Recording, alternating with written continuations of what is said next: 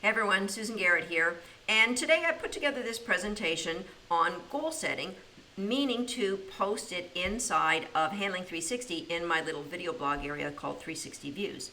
But since it's on goal setting, I thought it's something that probably a lot of people would be interested in, especially if you just went through my 4-part video series on handling. Because once you've got this information, I really think it's important that you start moving forward with it. So here we go, goal setting. You have a starting point. We all have a starting point, no matter if it's dog training or anything personal that you want to set a goal to move forward in your life. And out in the distance is that outcome, that ideal outcome that you would like. And there appears to be this through line, that like a highway, an expressway right to our goals. But that is perfection. And perfection, any of you who have ever set goals, as you know, is not possible.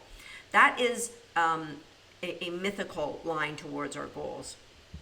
We can't follow the perfect line, but we can progress forward, and that's the thing that I really want you to take home about this presentation. You have to take that first step. So you gather all the information, and a lot of people I see in dog training that they're information gatherers. They want to make sure they don't make a mistake and not get information from all the different trainers so that they can start tomorrow. Start today. Use what you know right now and take the first step. That first step requires courage, because let's say you want to teach your dog running contact, but you don't want to make a mistake. So you do nothing. Be brave. The first step takes courage. And here's the thing, even though ideally it's taking us right on that through line towards our goal, in reality, that first step is going to go all over the place. It might even go backwards. But the important thing is that you keep in your mind's eye what that ideal outcome is for you. Because then no matter how far off the main line you go, you will still know where you want to be, so you'll still keep working to progress forward. And that is the most important thing. Keep moving forward towards your goals. The first step, it's a powerful one, because even though you might be afraid to take it, it's going to give you a ton of information. It's going to give you vision towards what you can do next. Take the first step. And when I say the first step, it might be your first 1, 2, 3 training sessions. I'll call it one step, because you'll just keep moving forward in the same linear path until you realize, wait a minute, I think I got to make a change here. And then when you get to that realization, you're going to go, I don't know what to do. And that red line going all over the place, that's your brain going helter-skelter, going, oh my gosh, I don't know what I should do next. Maybe I should just start over. But here's the thing. You can't start over. Yesterday is no longer available to any of us. You are not the same as you were yesterday. You've gone through our video series maybe. You've got new education.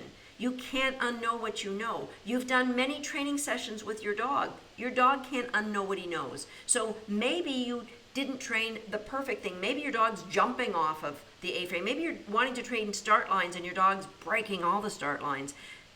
You can't go back and start where you were, because you and your dog have different knowledge. But what you can do is start today and move forward, keeping in mind your ideal outcome, and start progressing forward.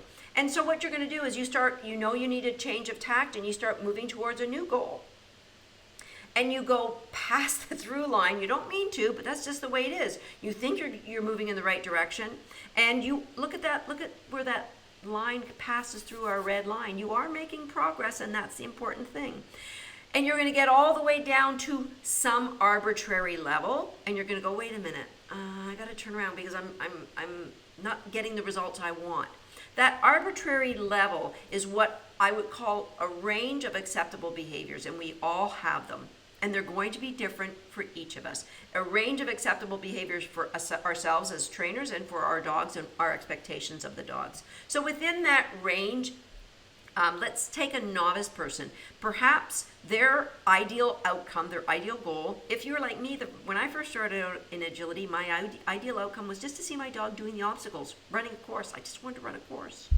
And so perhaps if your dog goes off sniffing, you would just like get their attention back and keep moving forward. If the dog runs off, you would call them back on course and keep moving forward. If the dog's walking or trotting rather than really all out running, you would just, cajole them, but you keep putting them on to the next obstacle, All of those things, whatever they are, wide turns, knock bars, they're all within side of your range of acceptable behaviors. And a lot of them were within my acceptable behaviors when I first started out. But here's what happens. We all have things that are outside of our range of acceptable behaviors. And here's what's going to happen. You might be going along happily, changing your tact every time you realize you're not moving in the direction you want and you get a new tact. But then when the behavior, either yours or your dog's, falls outside of what is acceptable, one of two things is going to happen.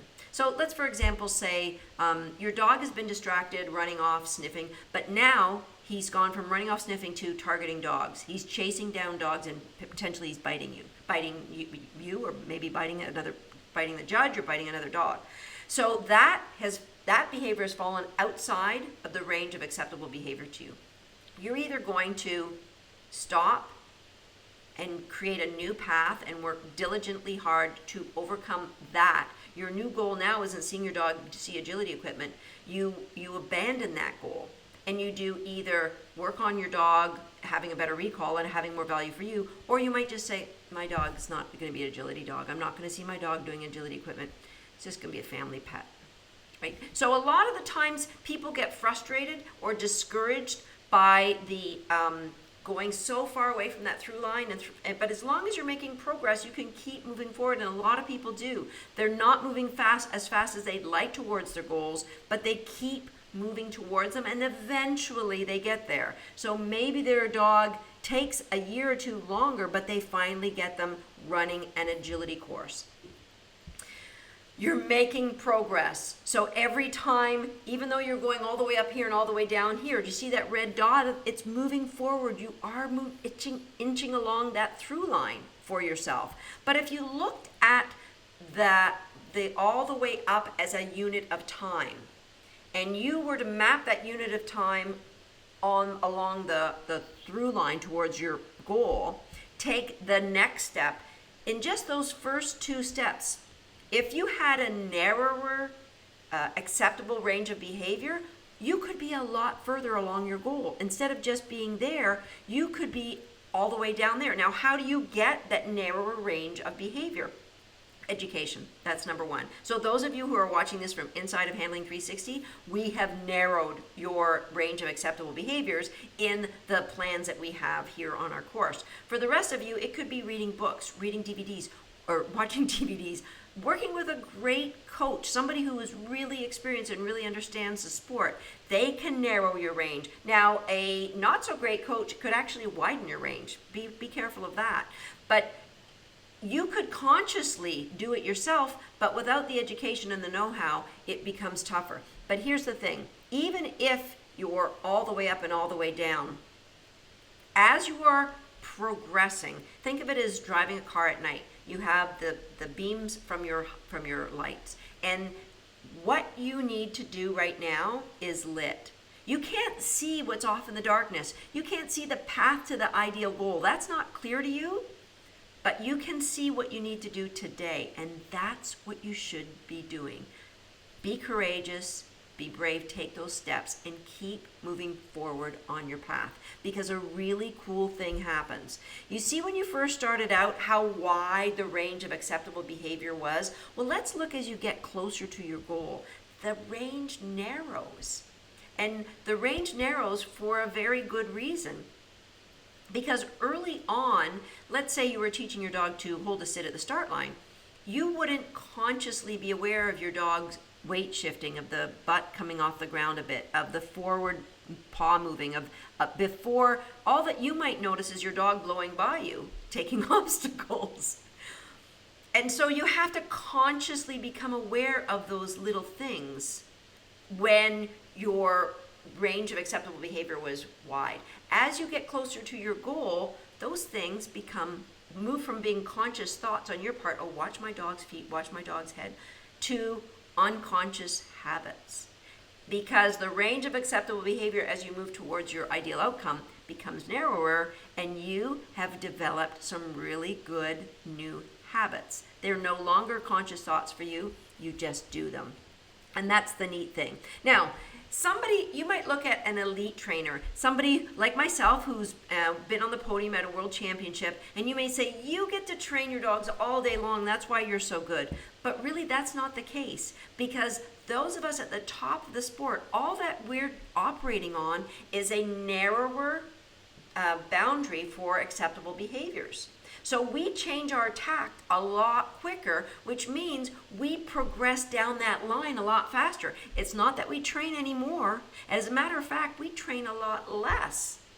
But we have a very narrow range, and we will change our course when we see things that may lead to behaviors we don't want to see, which means we're running along that through line pretty darn closely. Don't get me wrong, we all have our challenges and we're all going to move up and down it, but the range of what's acceptable to an elite trainer will be a lot narrower. And also what happens is, as that range narrows, it's like you're riding with high beams on. Suddenly you can't just see 6 feet in front of your car. Suddenly the path gets a lot clearer at a longer distance into the future, where you're heading towards your ideal outcome or your ideal goal.